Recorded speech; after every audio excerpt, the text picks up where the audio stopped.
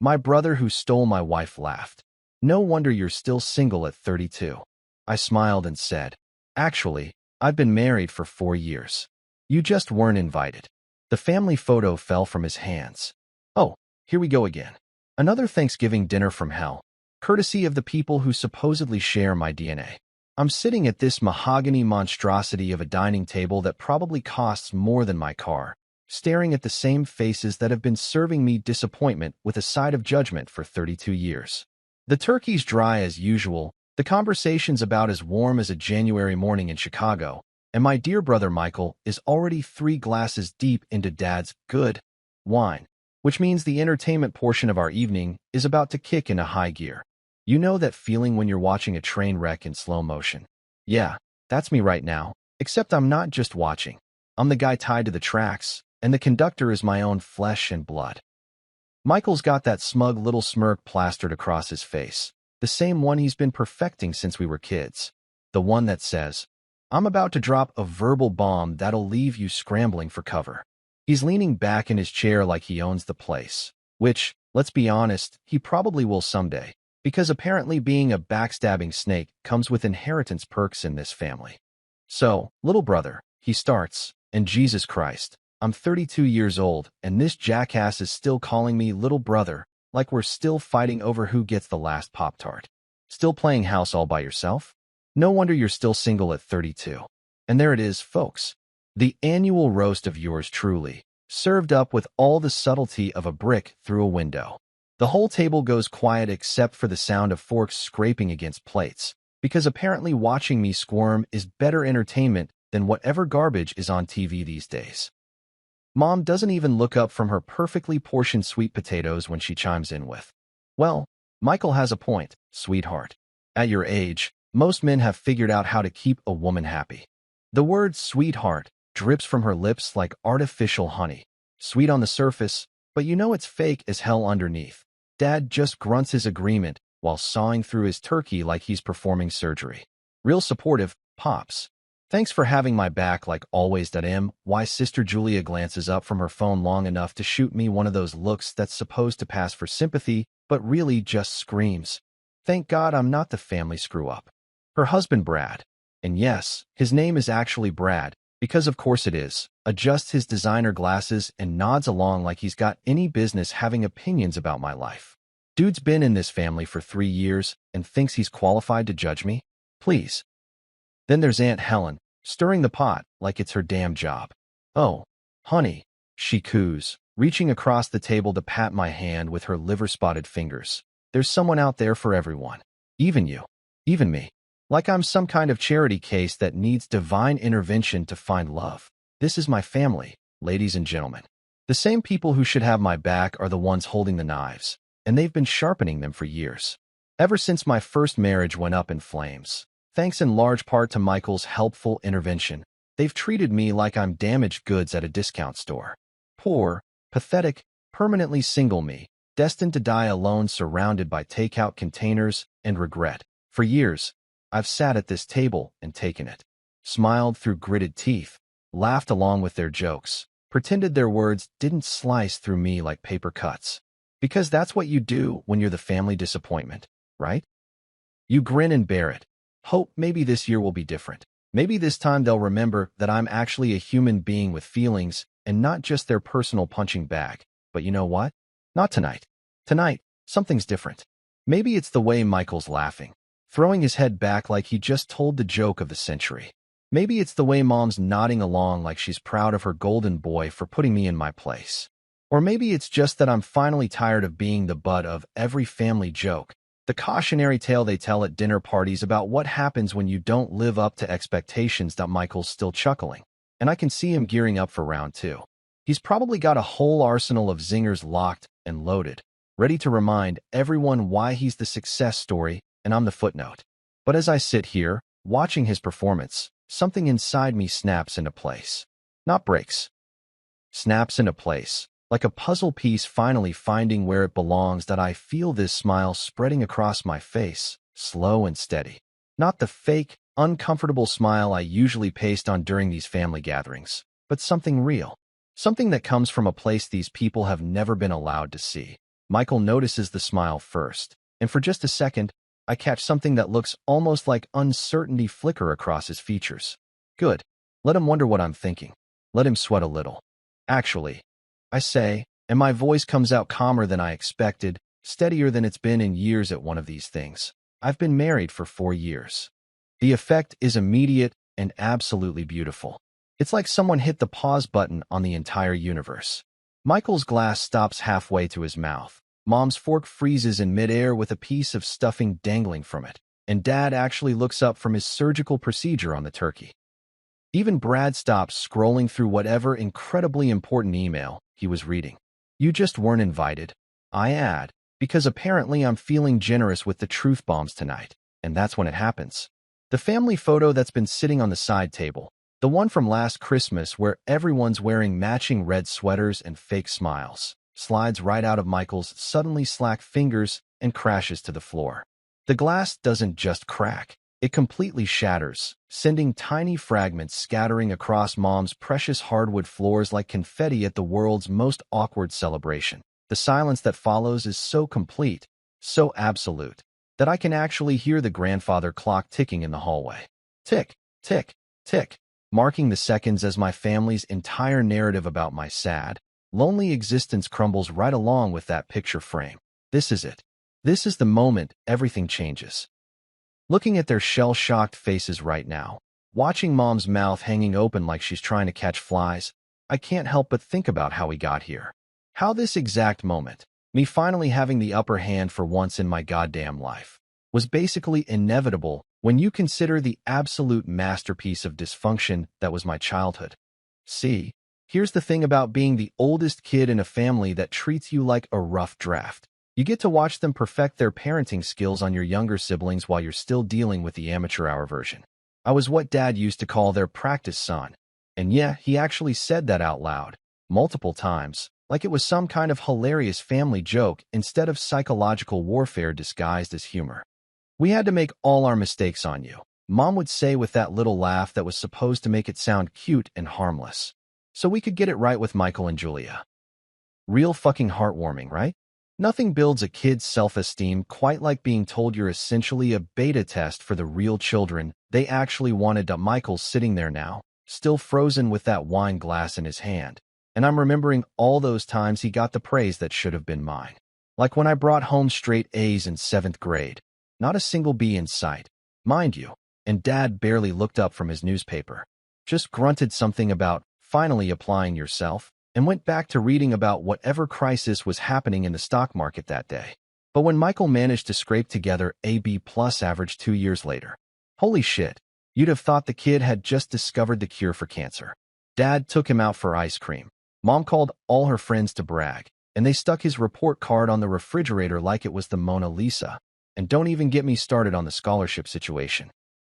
I worked my ass off senior year, stayed up until 3 in the morning studying for the SATs, wrote essay after essay until my fingers were cramped and my brain felt like mush.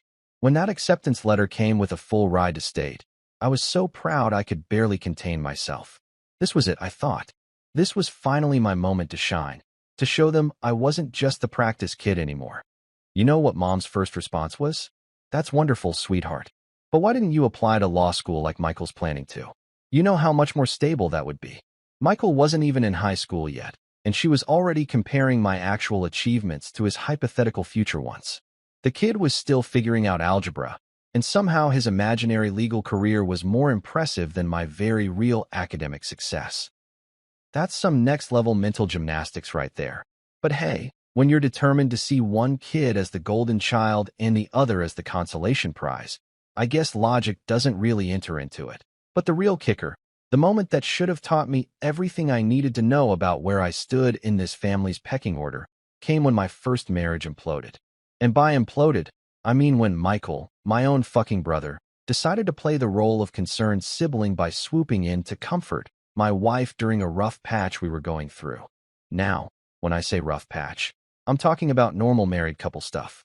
We were arguing about money, about whose turn it was to do the dishes, about whether we should get a dog. Regular domestic disagreements that every couple has when they're figuring out how to build a life together. Nothing earth-shattering, Nothing that couldn't be worked through with some honest communication and maybe a few sessions of couples therapy. But apparently, Michael saw an opportunity. While I was busting my ass at work, pulling double shifts to try and get us ahead financially, he was playing the role of the sympathetic ear, the understanding friend, the shoulder to cry on. And what do you know? That shoulder to cry on turned into something a whole lot more horizontal, if you catch my drift, when I found out. And trust me, finding your wife and your brother together is exactly as devastating as every country song makes it sound. I expected my family to be horrified. I mean, this was betrayal on a biblical level, right? Brother sleeping with brother's wife? That's some serious Old Testament drama right there. But here's where it gets really good. Instead of outrage, instead of taking my side, instead of showing even the slightest bit of concern for the fact that their son and brother had just been completely destroyed by the two people he trusted most in the world, you know what they said. Well, at least Michael stepped up. Stepped up, like he was some kind of hero swooping in to rescue a damsel in distress, instead of a snake who couldn't keep his hands off his own brother's wife.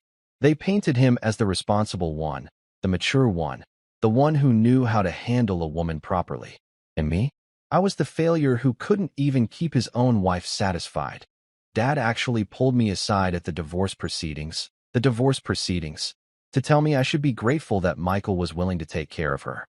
She needs someone stable, he said, like I was some kind of deadbeat who'd been neglecting his responsibilities instead of a guy who'd just had his entire world ripped apart by the two people he loved most. Mom was even worse. She spent weeks after the divorce telling anyone who'd listen about how Michael saved that poor girl from a bad situation. A bad situation.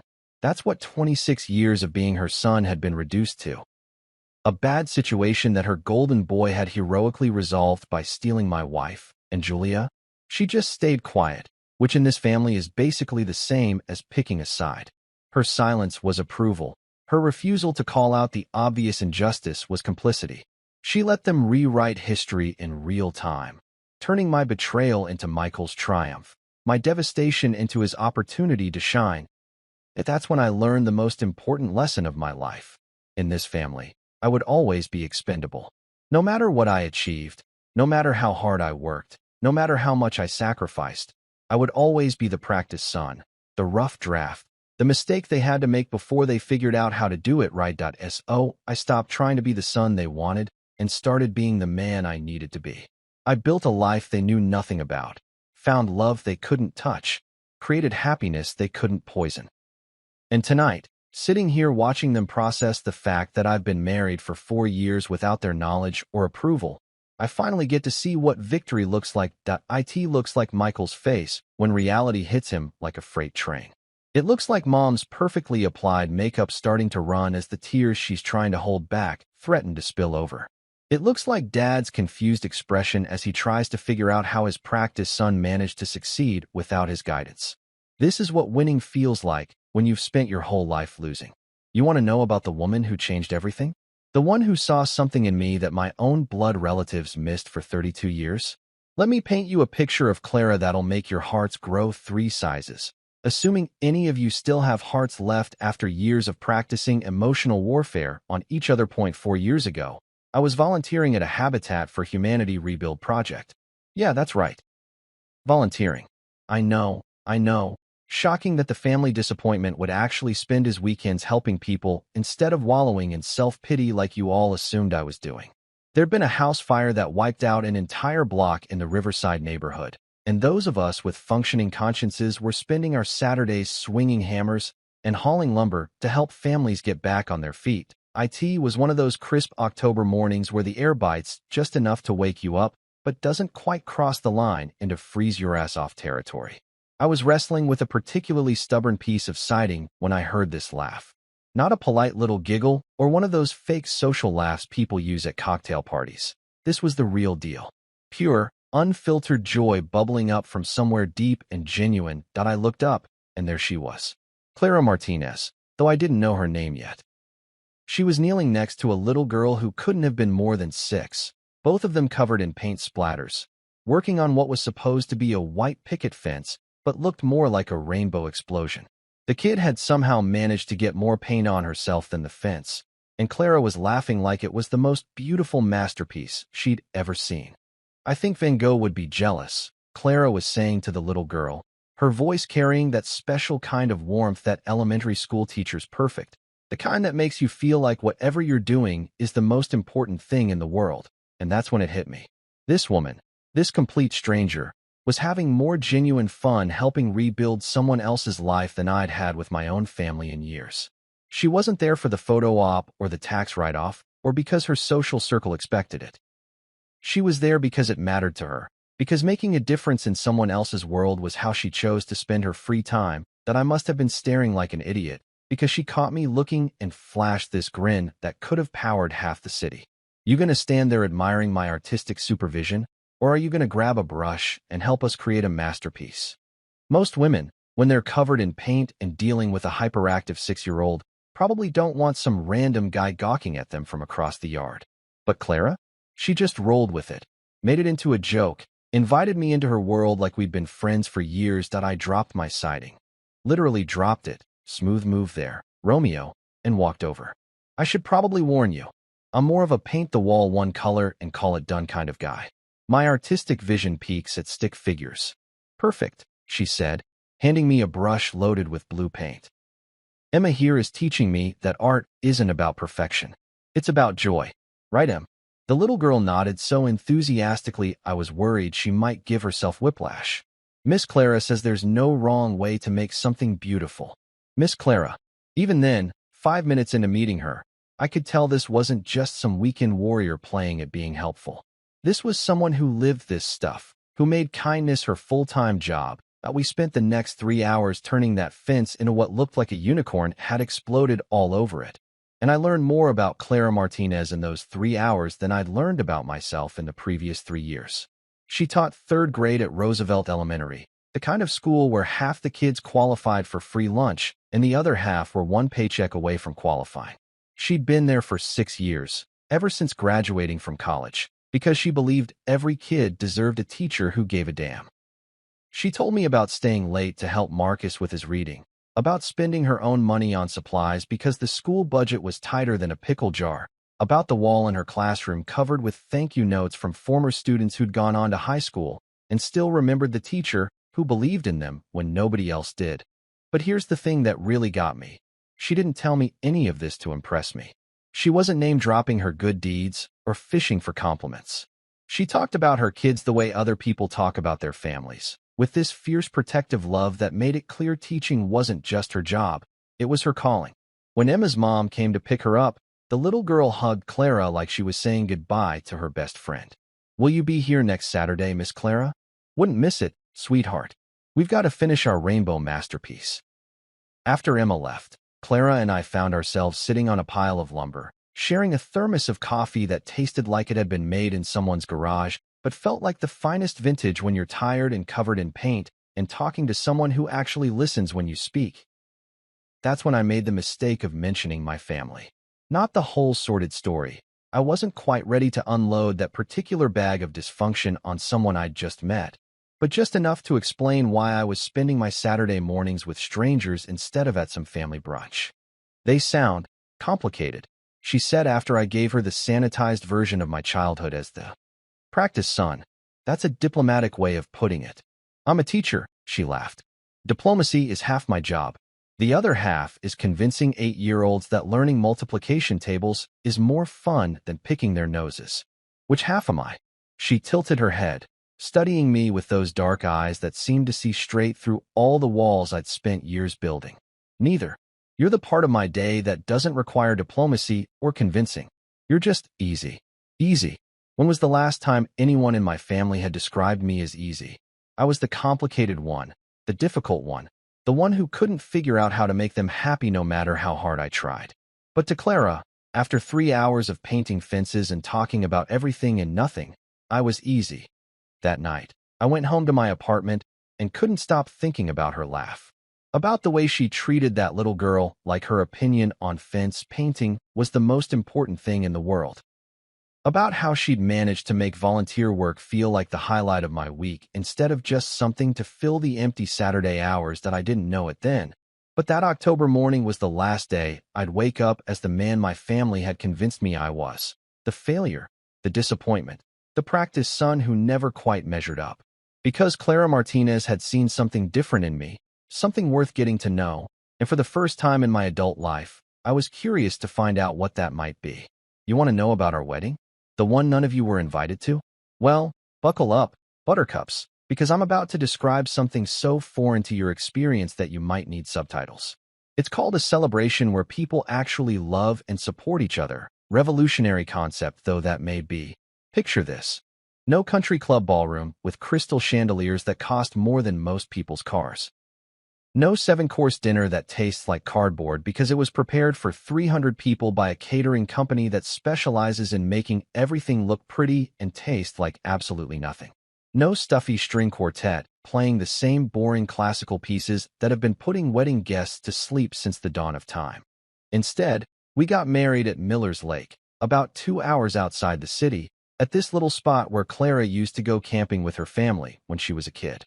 You know, the kind of place where you can actually hear yourself think because it's not located next to a major highway or underneath the flight path of every commercial airline on the East Coast. The venue, if you want to call it that, was basically a clearing in the woods with a view of the water that would make those fancy wedding photographers weep with envy. We're talking about the kind of natural beauty that doesn't need $10,000 worth of floral arrangements to look stunning. Just pine trees and lake water and the kind of sunset that reminds you why people write poetry about nature instead of about hotel conference rooms. Clara's dad, Roberto, spent 3 weeks building us an arch out of birch branches he cut himself. Not because we couldn't afford to rent one of those generic white monstrosities from the wedding supply company, but because he wanted to give us something that actually meant something. Every branch was placed with intention, every curve shaped by hands that have been building things for 40 years and know the difference between craftsmanship and mass production, that we strung lights through the trees. Not those harsh LED spotlights that make everyone look like they're being interrogated by the FBI, but soft white Christmas lights that cast everything in a warm glow that made people want to stay close and talk quietly and actually enjoy each other's company. Revolutionary stuff, I know. The guest list? 43 people.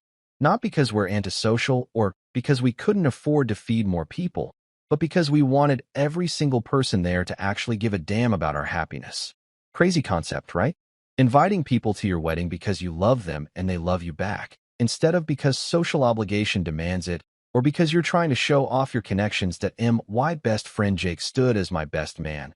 The same guy who helped me move out of my apartment after the divorce, who listened to me rage and cry and question everything I thought I knew about myself, and who never once suggested that maybe I deserved what happened. Clara's sister Maria was her maid of honor, and her kids served as flower girl and ring bearer, which basically meant they sprinkled rose petals everywhere and forgot to bring the rings at the crucial moment, causing a 5-minute panic that ended with everyone laughing instead of anyone getting bent out of shape about the deviation from the sacred wedding timeline, that we wore what we wanted to wear. I had on a navy suit that actually fit me properly, not some rental tuxedo that makes every guy look like a penguin who got lost on his way to a funeral. Clara wore her grandmother's wedding dress that her mom had altered to fit her perfectly, with these little pearl buttons down the back that caught the light every time she moved. She looked like something out of a fairy tale, but the good kind where the princess is also smart and funny and doesn't need rescuing from anything except maybe a lifetime of dealing with my family's bullshit. The ceremony itself lasted about 20 minutes, which is apparently just long enough to say the important stuff without putting anyone to sleep or making them wish they'd brought a flask. We wrote our own vows, because apparently when you actually know and love the person you're marrying, you can come up with your own words to describe how you feel about them. Who knew? I promised her I'd always choose her, even when choosing her meant walking away from people who should have had my back, but didn't.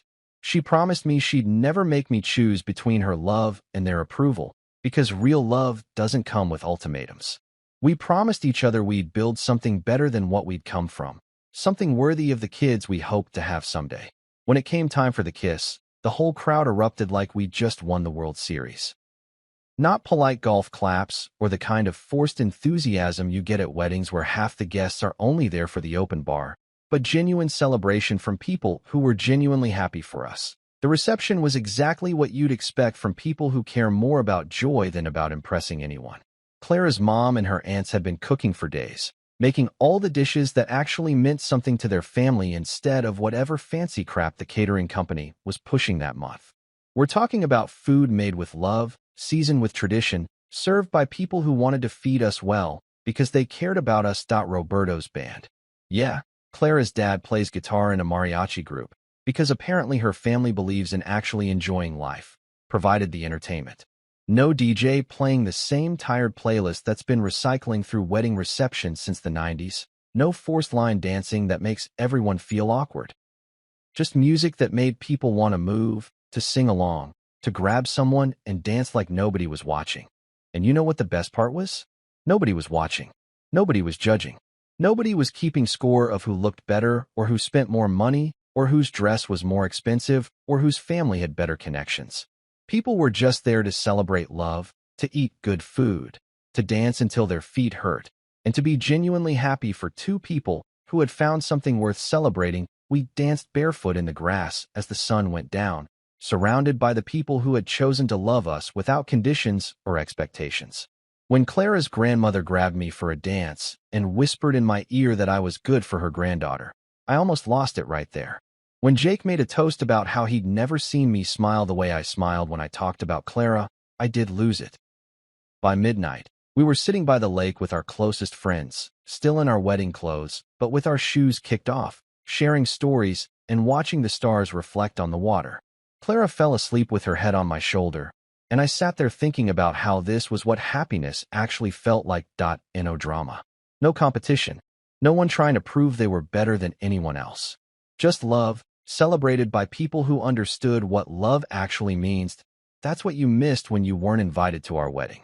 Not just a party, but a glimpse into what family can be when it's chosen instead of endured. Oh, you want to know why I kept my marriage a secret? Why I didn't send out fancy invitations with gold embossing and RSVP cards?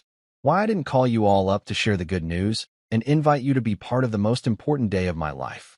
Well, let me break it down for you in terms even you can understand. Let's start with a little thought experiment, shall we? Picture this scenario. It's 4 years ago, and I walk into one of our delightful family gatherings. You know, the kind where I usually leave feeling like I've been through an emotional blender, and I announce that I've met someone. Someone special. Someone I'm thinking about marrying. Can you imagine what would have happened next? Because I can, with crystal clear, high-definition accuracy, because I've been watching you people operate for 32 years, and your playbook never changes. First, Mom would have gone into full interrogation mode. What's her background? Where did she go to school? What does her father do for a living? Because apparently, in this family, a woman's worth is determined by her pedigree, like she's a fucking show dog instead of a human being with her own accomplishments and character. When I told you she was an elementary school teacher, a public school teacher, no less, the collective eye-rolling would have registered on the Richter scale. Oh, how noble, Mom would have said with that special tone she reserves for things she considers beneath her social station. I suppose someone has to do that job. Dad would have immediately started calculating her earning potential like she was a stock he was considering for his portfolio. Teachers don't make much money, son. You sure you want to tie yourself to that kind of financial limitation? Because God forbid I marry someone for love instead of their ability to contribute to the family's net worth. And Michael? Oh, Michael would have had a field day. He'd have made sure to mention his surgeon wife at every possible opportunity, comparing Clara's salary to Dr. Stephanie's six-figure income, her state school education to Stephanie's Ivy League credentials, her modest apartment to their sprawling suburban mansion. Every conversation would have become a contest, and Clara would have been the unwitting contestant in a game she never agreed to play. You want to know the real kicker? I actually started to tell you once. It was at Easter dinner 2 years ago, right after Clara and I got engaged. I was feeling optimistic, maybe even a little hopeful that this time might be different. Maybe this time, my family would surprise me and actually be happy for my happiness. I got as far as, I've been seeing someone, before Julia cut me off to show everyone pictures of her latest vacation to the Hamptons. Just steamrolled right over me like my news was about as interesting as a weather report. And when I tried to bring it up again later, Aunt Helen patted my arm and said, "That's nice, dear. Don't get your hopes up too high, though. You know how these things usually go for you. How these things usually go for me. Like I was cursed or something, destined to fail at love because I'd already proven I couldn't handle it the first time around. Never mind that my first marriage failed because my own brother decided to play homewrecker. In their version of history, I was just fundamentally flawed, incapable of making a relationship work. So I made a decision that night.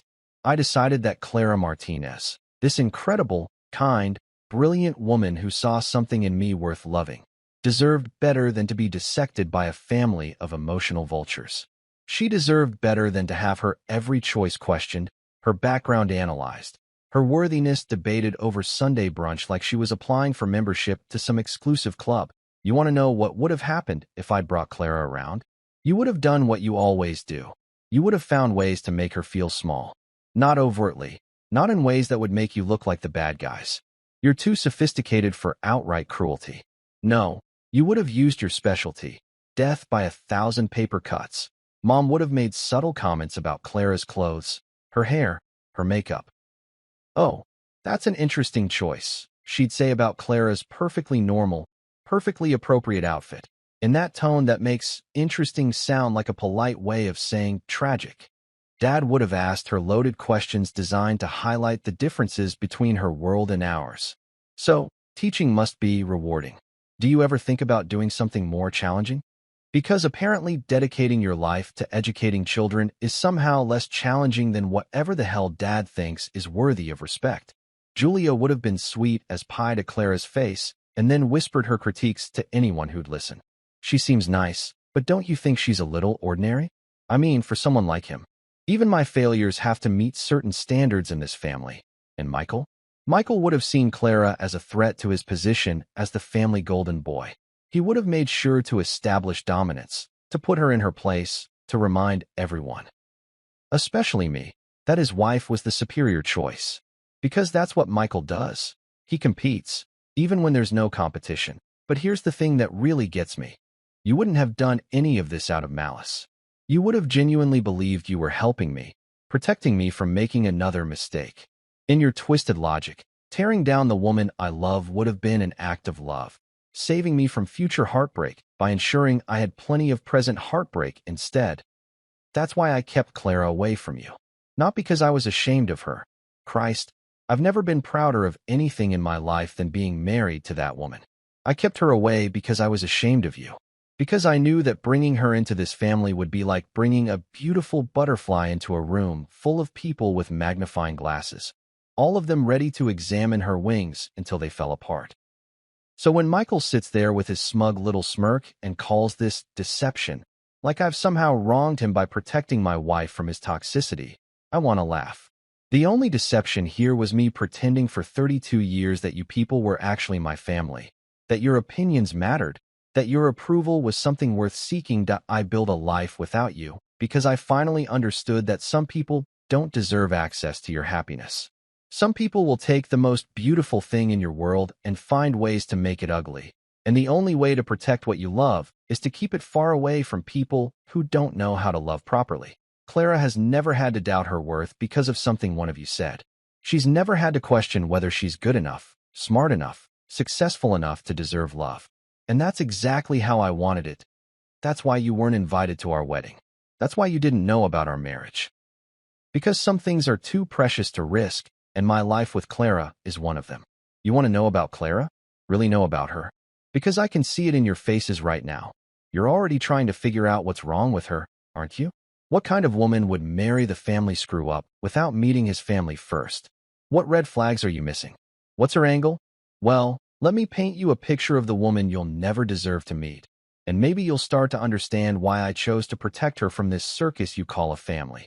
Clara wakes up every morning at 5:30, not because she has to, but because she wants to. She uses that extra hour before school to write little notes for her students. Not the generic, good job stickers that most teachers slap on homework, but actual personalized messages.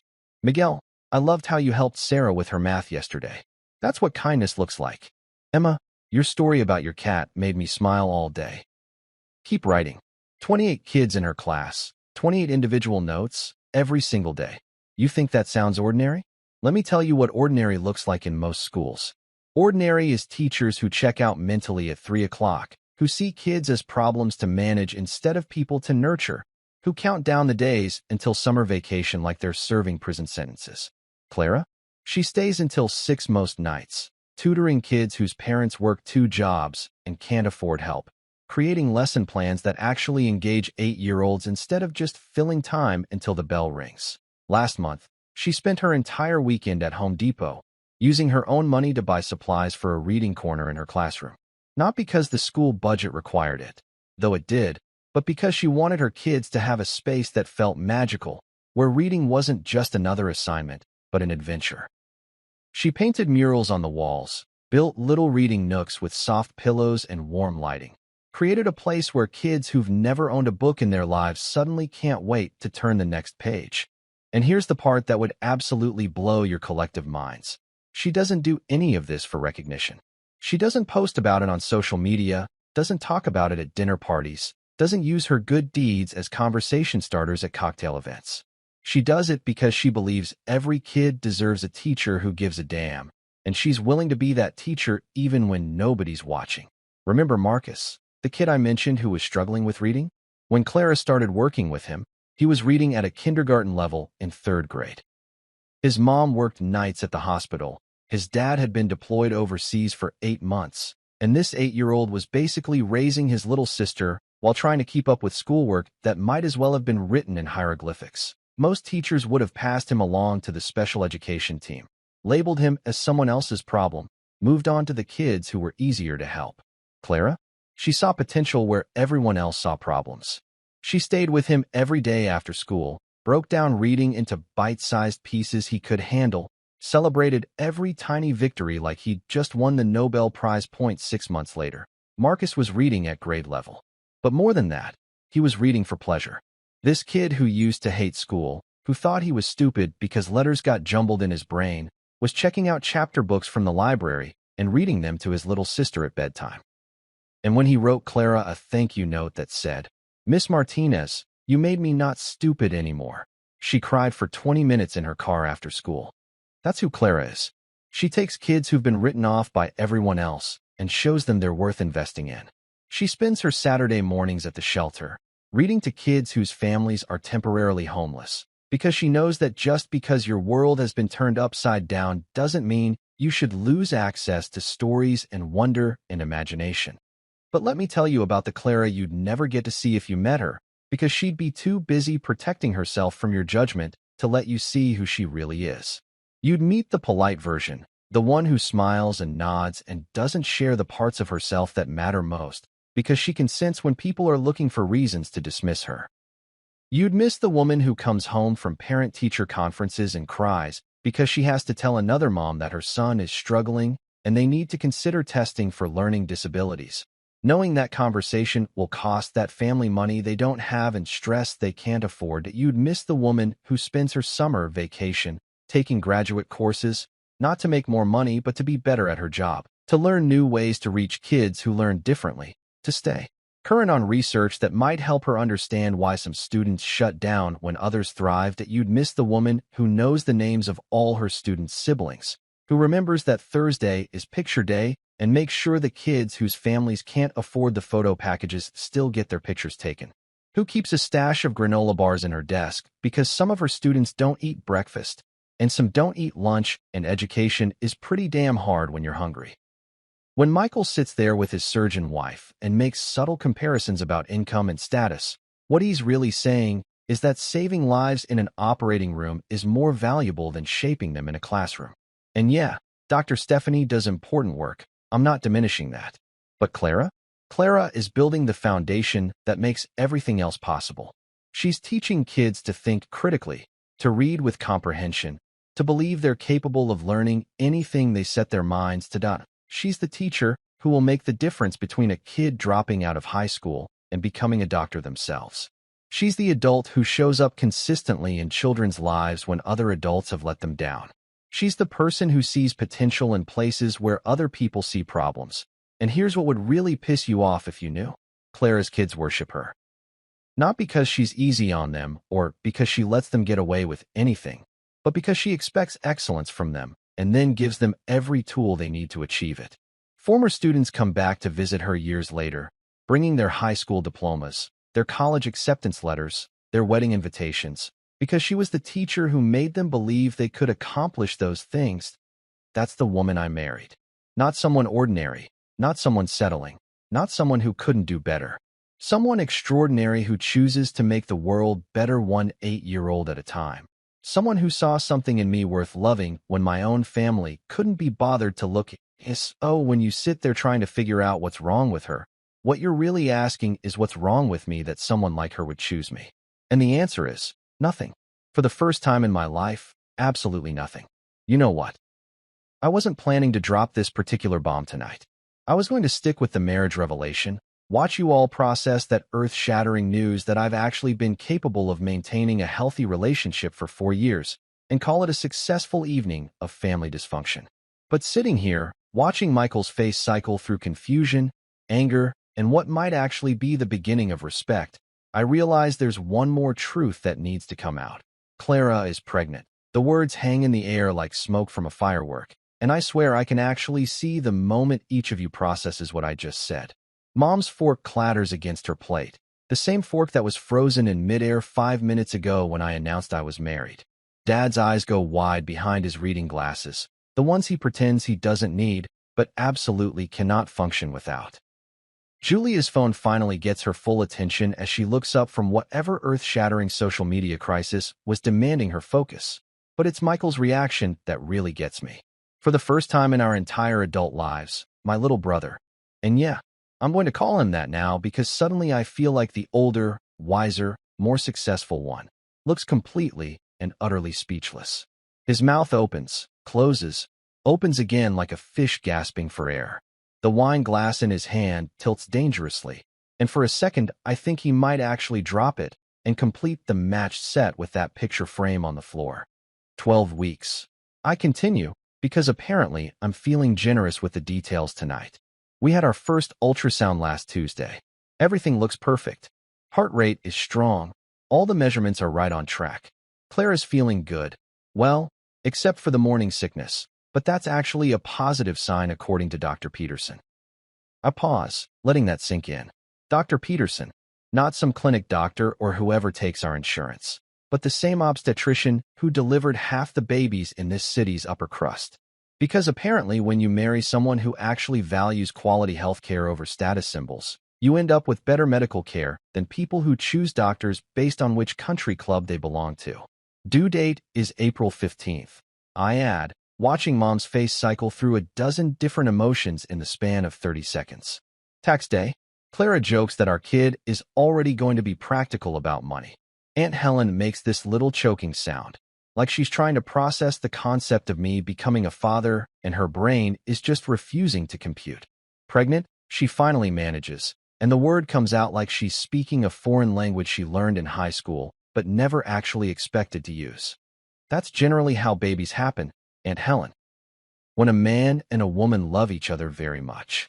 I let the sentence trail off with a grin, because apparently being a smartass runs in the family, and I might as well embrace my heritage. But here's the thing that's really beautiful about this moment. For the first time in my adult life, I'm sharing genuinely good news with my family. Not asking for approval, not seeking validation, not hoping they'll finally see me as worthy of their attention. Just sharing the best thing that's ever happened to me with the people who are supposed to care about my happiness. And they have no idea how to handle it. Mom's the first to find her voice, though it comes out smaller and shakier than I've heard it in years. A baby, she whispers, and there's something in her tone that almost sounds like wonder. You're going to be a father. Yeah, I am. And saying it out loud to them, seeing the reality of it register on their faces, makes it feel even more real than all the ultrasound appointments and prenatal vitamins and late-night conversations about names and nursery themes. Clara's family is over the moon about it. Her mom's already started crocheting blankets, her dad's building a crib from scratch, and her sister's kids are convinced they're going to be the best cousins in the history of cousinhood. I watch that land like a physical blow. Clara's family is excited. Clara's family is involved. Clara's family gets to be part of this incredible journey while my family sits here learning about it after the fact. relegated to the status of distant observers instead of active participants. Her parents know, Dad asks, and there's something in his voice that might actually be hurt. Good. Let him sit with that for a while. They've known since week 6. We wanted to wait until the second trimester to tell extended family, but Clara's parents have been involved from the beginning.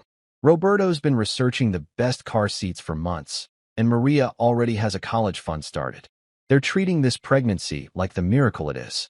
Julia finally speaks up, her voice careful and measured in that way that means she's trying very hard not to say something that will make this situation worse. Are you happy about it? The baby, I mean. Are we happy about it? Jesus Christ, what kind of question is that? Like maybe Clara and I accidentally stumbled into parenthood, and we're just making the best of a bad situation. Julia, I've never been happier about anything in my entire life. We've been trying for 8 months. This baby isn't an accident or a surprise. It's the answer to every prayer we didn't even know we were praying. Clara glows when she talks about becoming a mom. She's already started talking to the baby every night, reading its stories, playing it music. We're not just having a baby, we're creating a family. And that's when it hits them. I can see it in their faces. We're creating a family, not joining their family, not asking to be welcomed back into their family, but creating our own family. A family where love isn't conditional, where acceptance doesn't come with terms and conditions, where children are celebrated instead of compared to. Mom's makeup is definitely running now, and she's not even trying to hide it anymore. We could have helped, she says quietly. With the pregnancy, with preparations, with everything. How? The question comes out sharper than I intended, but I'm past the point of protecting anyone's feelings. How exactly would you have helped? By criticizing Clara's prenatal care choices? By questioning whether we're financially ready? By making subtle comments about how young mothers today don't know how to do things properly? By comparing our pregnancy to Michael and Stephanie's hypothetical future pregnancy that will undoubtedly be more successful and better planned? The silence that follows is deafening, because we all know that's exactly what would have happened. They would have found ways to make even this the most joyful, life-affirming experience of my adult life, about them, about their opinions, about their standards and expectations. This baby is going to be born into joy, I continue, into a family that celebrates every milestone, that sees potential instead of problems, that believes love is the most important thing you can give a child. And Clara's family has already proven they know how to do that. Our child will grow up knowing they're wanted, knowing they're cherished, knowing they're enough exactly as they are. Everything I never had, everything I spent 32 years trying to earn from people who were never going to give it freely, that's the gift Clara and I are giving our baby. Unconditional love from day one. You want to know what real family looks like? Let me tell you about Thanksgiving at the Martinez house. Because apparently you people have forgotten what it means to actually enjoy each other's company instead of just tolerating it for the sake of tradition and social media posts. Picture this. 23 people crammed into a house that was built for maybe 10. And nobody's complaining about the lack of elbow room because they're too busy laughing at Roberto's stories about his latest construction project going sideways. Clara's mom, Elena, has been cooking for 3 days straight. Not because she has to impress anyone or because Martha Stewart is judging her table setting, but because feeding people well is how she shows love, and she's got a lot of love to give. The kitchen is pure chaos in the best possible way. Elena's got 3 different pots going on the stove. Clara and her sister Maria are arguing about the proper way to mash sweet potatoes, and Roberto's sneaking tastes of everything while pretending he's just checking the seasoning. The kids are underfoot, allegedly helping but mostly just getting covered in flour and making everyone laugh with their running commentary on why Grandma's cooking smells better than anything they've ever experienced. And here's the kicker. I've had a permanent seat at that table for 4 years now. Not as Clara's boyfriend who they're politely tolerating until he hopefully goes away, not as the outsider they're trying to figure out how to include, but as family. As Elena's adopted son, as Roberto's extra set of hands for projects, as Uncle Danny to Maria's kids who've never known a holiday without me there. The first time Clara brought me home for Thanksgiving, I was nervous as hell. I mean, I'd just gotten out of the disaster that was my first marriage, I was gun-shy about family dynamics in general, and I had no idea how to act around people who actually seemed to enjoy spending time together. I showed up with flowers for Elena and a bottle of wine for Roberto, standard guest protocol, right? Roberto took one look at the wine, laughed, and handed me a beer. Save the fancy stuff for people you're trying to impress, he said. Here, your family. Family gets the good beer and the comfortable chairs. Elena hugged me like she'd known me for years, immediately put me to work peeling potatoes, and spent the next hour telling me embarrassing stories about Clara's childhood while Clara protested from across the kitchen. Within 2 hours, I felt more at home in that crowded, chaotic house than I'd ever felt in 30 years of family gatherings at the place I grew up. That first dinner, Maria's oldest kid, Diego, was 7 and going through that phase where he asks a million questions about everything. Uncle Danny, he said. And yeah, he started calling me Uncle Danny after knowing me for exactly 4 hours. Why don't you have any kids yet? Before I could figure out how to answer that loaded question, Elena jumped in.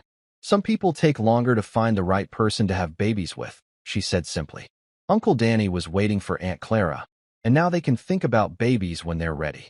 No judgment, no pressure, no subtle hints about biological clocks or suggestions that maybe I was defective somehow. Just acceptance that people's lives unfold at different paces, and that's perfectly okay. Compare that to the conversation we had at this very table 2 years ago, when Aunt Helen spent 20 minutes explaining why men my age who don't have children yet are probably not father material, while the rest of you nodded along like she was sharing profound wisdom instead of just being a judgmental old the Martinez house.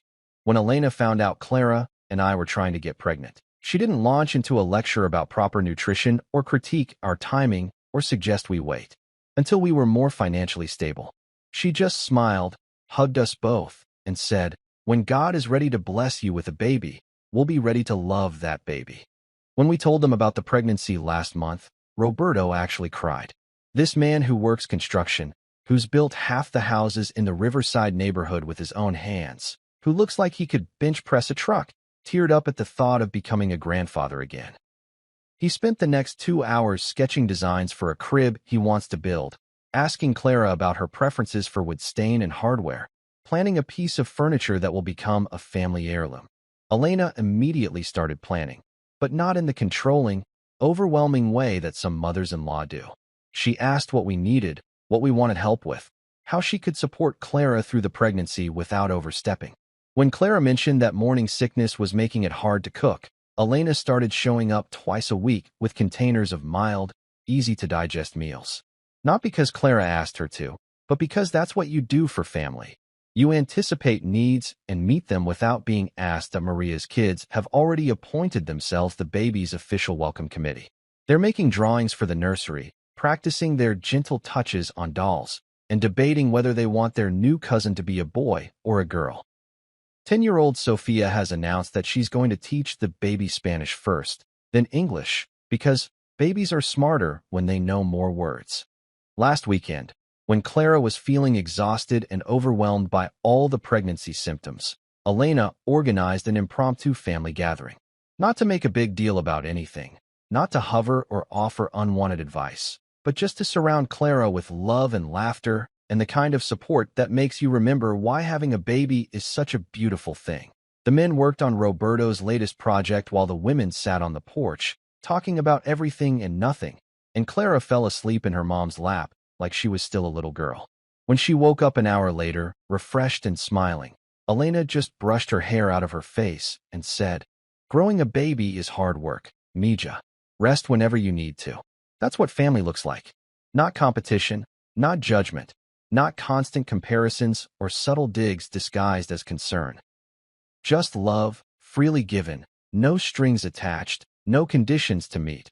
When our baby is born in April, they'll enter a world where they're already celebrated, already loved, already welcomed with open arms. Elena's already cleared out the spare room for when we need help those first few weeks. Roberto's building toys along with the crib. Maria's kids are planning elaborate ceremonies to introduce their cousin to all their favorite games and hiding spots.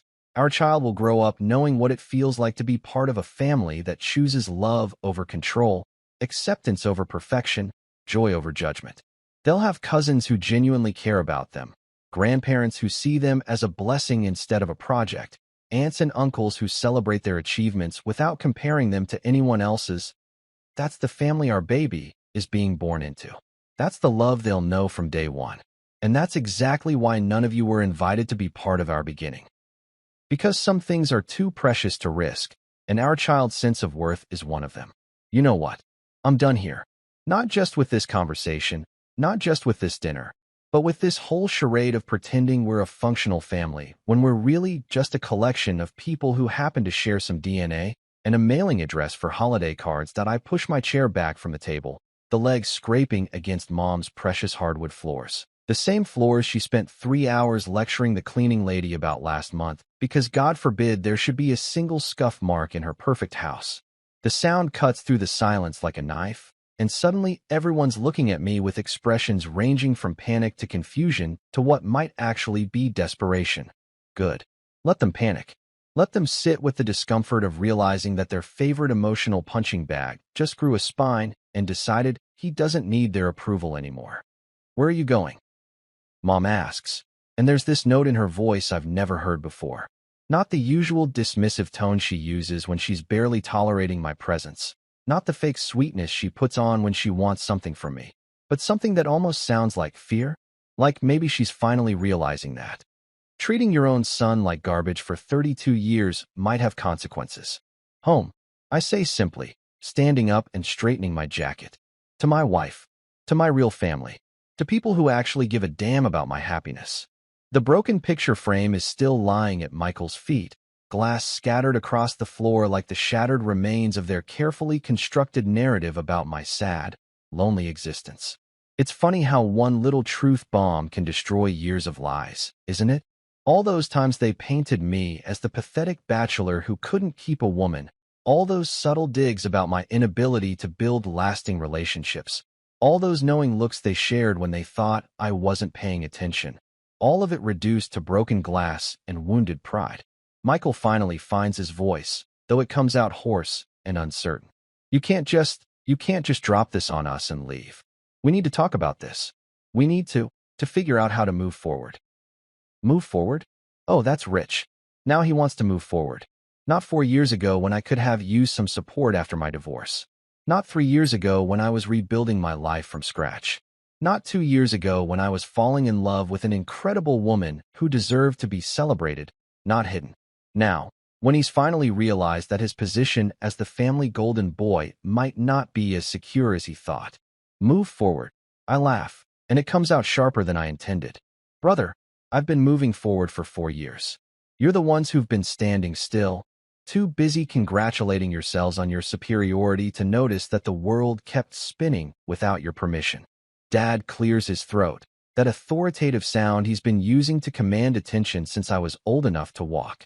Son, I think we all need to take a step back here. There's obviously been some miscommunication over the years. Miscommunication. That's what he's calling it. Not decades of emotional neglect, not years of treating me like a second-class citizen in my own family, not the systematic destruction of my self-worth that started when I was too young to defend myself. Just a simple miscommunication, like we accidentally got our wires crossed about whose birthday party to attend. There's been no miscommunication, Dad. You've all been crystal clear about where I stand in this family hierarchy. The only difference is that now I don't care anymore. Julie has been quiet through most of this, but now she speaks up, her voice small and uncertain. Danny, we didn't know. About Clara, about the baby, about any of it. If we had known. If you had known what? You would have been happy for me. You would have supported my choices. You would have welcomed my wife with open arms and celebrated the fact that I'd found love again. I shake my head. Julia, we both know that's not true. You would have done exactly what you always do. Found reasons why it wasn't good enough, why she wasn't good enough, why I wasn't good enough. The truth of that statement hangs in the air like smoke, and nobody can argue with it because they all know it's accurate. They would have dissected Clara's background, criticized her career choice, questioned our financial readiness for marriage and children, and generally made our happiness about their opinions and expectations. But here's the thing that's really beautiful about this moment. Their opinions don't matter anymore. For the first time in my adult life, I'm standing in this room as someone who doesn't need their validation, doesn't crave their approval, doesn't give a shit whether they think I'm making the right choices, that I'm a husband. I'm going to be a father. I'm loved, respected, and valued by people who actually matter. And none of that has anything to do with them. I reach into my jacket pocket and pull out the card Clara insisted I bring. Because even after I told her about my family's greatest hits collection of emotional abuse, she still believes people can change. She still thinks there's hope for reconciliation, for healing, for the possibility that maybe, just maybe, they'll surprise us both and choose love over ego. I set the card on the table next to Mom's centerpiece, right where everyone can see it. Our address, I explain. Clara thinks people can change. She believes in second chances, in the possibility that families can learn to love each other properly. So I'm giving you one chance. One opportunity to be part of our lives, to know your grandchild, to prove that you're capable of being the family you should have been all along. Mom reaches for the card with shaking fingers, and I notice her nail polish is chipped, a tiny imperfection in her usually flawless presentation that somehow makes her seem more human, more vulnerable. But I continue, and my voice is steady, calm, final. I won't beg for your love anymore. I won't spend my time trying to earn something that should have been freely given. I won't subject my wife or my child to the kind of conditional acceptance that made my childhood a constant audition for affection. I look around the table one more time, taking in their faces, shocked, confused, some of them beginning to understand the magnitude of what they've lost through their own choices. If you want to be part of our lives, you're welcome. But you'll be joining our family, not the other way around. You'll respect my wife, celebrate our child, and treat us like the family we are. No more competitions, no more comparisons, no more subtle digs disguised as concern. I head toward the door, my footsteps echoing in the sudden silence. And if you can't do that, I call over my shoulder without turning around. Then enjoy your perfectly arranged dinner parties and your status updates about successful children. Because that's all you'll have left. The cold night air hits my face as I step outside, and it feels like freedom. The drive home takes exactly 43 minutes, and every single mile feels like I'm shedding another layer of the suffocating expectations that have been weighing me down for 3 decades. By the time I pull into our driveway, our modest, perfectly imperfect driveway with the crack down the middle that we keep meaning to fix but never quite get around to, I feel lighter than I have in years. Our house isn't much to look at from the outside. It's a small 2-bedroom Craftsman that's probably worth half of what Michael paid for his McMansion in the suburbs, with paint that could use a fresh coat and a front porch that sags just slightly on the left side. But as I sit in my car for a moment, looking at the warm yellow lights spilling out of our living room window, I realize I've never been prouder of anything in my entire life. That light means Clara's home, probably curled up on our secondhand couch with a stack of papers to grade and a mug of the decaf coffee she's been pretending tastes just as good as the real thing since we found out about the baby. It means Buster, our ridiculous golden retriever mix, is probably sprawled across her feet, making it impossible for her to move, but too cute to disturb. It means I'm about to walk into a space where I'm not just tolerated or endured, but genuinely wanted. The front door opens before I even reach the porch steps, and there she is. Clara, in her favorite pregnancy pajamas, the ones with the little cartoon avocados that say, "Holy guacamole, we're having a baby." Her hair piled up in a messy bun, her face lit up with that smile that still makes my chest tight with the sheer impossibility of being this lucky. "How'd it go?" she asks, though I can tell from her expression that she already knows. Clara has this uncanny ability to read my face like it's her favorite book, and right now, I'm probably broadcasting relief and exhaustion in equal measure. Exactly like you'd expect, I say, pulling her into my arms and breathing in the scent of her shampoo, something vanilla and warm that always makes me think of home, but also better than I hoped. She pulls back to study my face, her hands resting on my chest. "Better how?" I told them everything. About us, about the wedding, about the baby. I didn't ask for their permission or their approval. I just told them the truth and walked away. Her smile could power half the city. "I'm proud of you." And the thing is, I can tell she means it. Not the way my family used to say they were proud. With conditions and qualifications and subtle hints about how I could do even better next time. But genuinely, completely proud of me for finally standing up for myself and for us that we settle onto the couch, Clara immediately curling into my side, while Buster performs his nightly routine of trying to fit his 70-pound body onto our laps like he's still the 8-week-old puppy we adopted 3 years ago.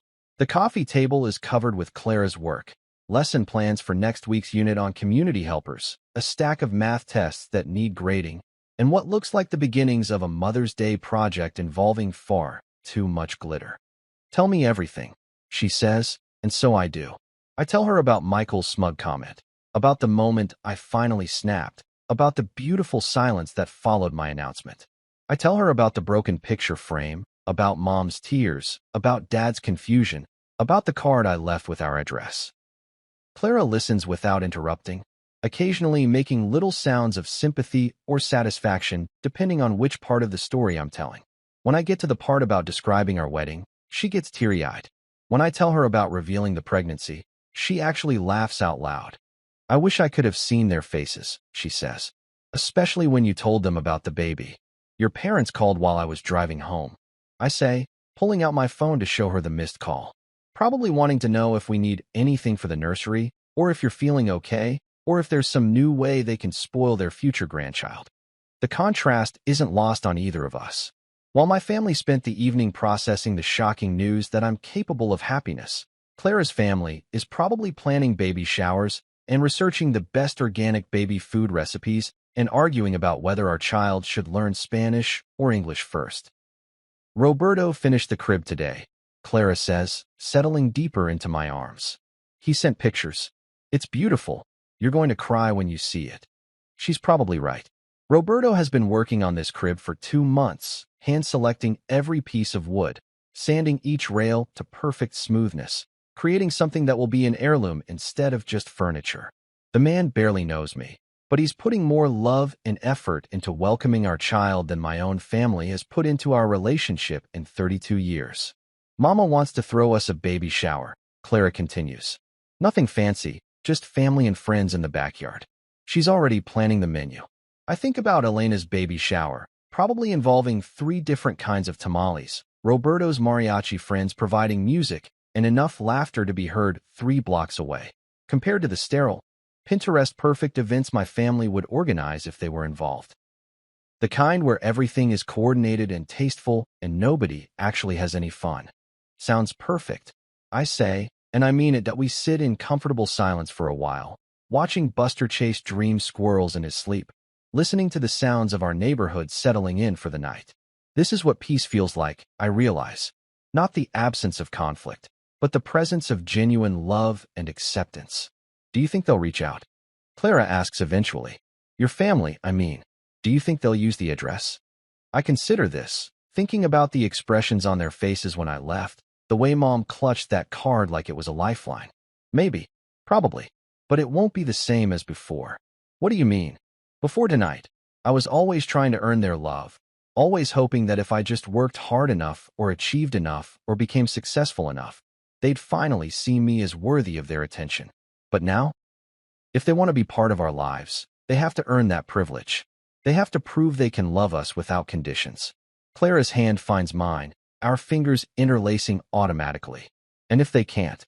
I look around our small living room, taking in the framed photos from our wedding day, the bookshelves filled with Clara's teaching resources and my mystery novels, the corner where we've already started accumulating baby books and tiny clothes. I think about the life we've built together, the family we're creating, the love that fills every corner of this modest house.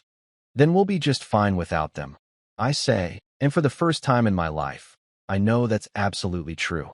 Our baby will be born into this, into love without conditions, acceptance without qualifications, family that chooses joy over judgment. And that's the greatest gift we could possibly give them. That's enough. We're enough. This is home.